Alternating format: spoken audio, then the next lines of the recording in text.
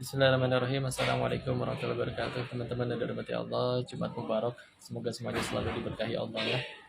Teman-teman kepikiran nggak sih cikal bakal, asal muasal, bagaimana awalnya hati manusia itu bisa mulai kecewa, bersedih, menderita? Ternyata jawabannya ada di ayat yang sering kita ucap, walaupun biasanya dianggap ini hanya diucap pas ada orang yang meninggal aja. Padahal potongan ayat ini bisa kita ucap kapanpun setiap hati kita ngerasa nggak enak. Diambil dari Quran surat kedua Al-Baqarah ayat 156. Allah berfirman, Inna lillahi wa inna ilaihi raji'un. Apa artinya? Sesungguhnya kami ini milik Allah dan hanya kepadanya lah kami akan kembali. Menunjukkan bahwa semua yang kita punya, harta, jabatan, apapun itu, bukan punya kita, tapi punya Allah. Titipan. Jangankan itu semua, badan kita sendiri aja bukan punya kita. Kalau kata Allah si Denis ini tangannya harus pulang duluan, maka entah gimana bakal lepas dan harus dikubur lebih dahulu. Meskipun kita nggak suka. Maka penderitaan itu dimulai ketika manusia itu merasa memiliki. Contoh ya, kalau kalian punya motor, terus motornya hilang, sedih nggak?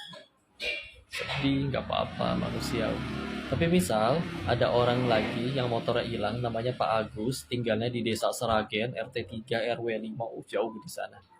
Motornya juga hilang, kalian sedih nggak? Enggak, kenapa? Satu, nggak kenal, dan yang paling penting, bukan punya saya. Ya. Jadi ketika udah ngerasa ini jabatanku, hartaku, popularitasku, dan lain-lain, semua ngerasa dimiliki padahal hanya titipan, stres, sedih, ya. Contoh, ketika kita lagi di depan toilet, ada teman datang, bro titip handphone dong, dia masuk ke toilet. Udah gitu kalau dari toilet handphonenya diambil, sedih nggak? Enggak, emang orang punya dia. Maka ketika kita ngerasa semuanya itu punya kita, hasil perjuangan kita, maka Masya Allah, kita sedang ngaku-ngaku barang yang bukan punya kita.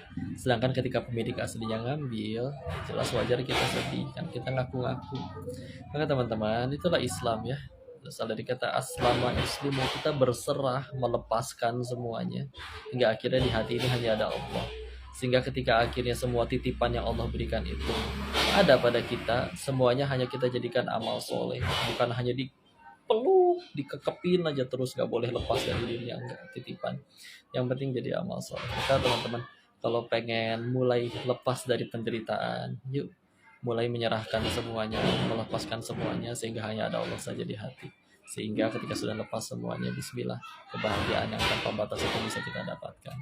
Semoga bermanfaat. Wabillahi taufiq wal hidayah. Assalamualaikum warahmatullahi wabarakatuh. Barakallahu fikum.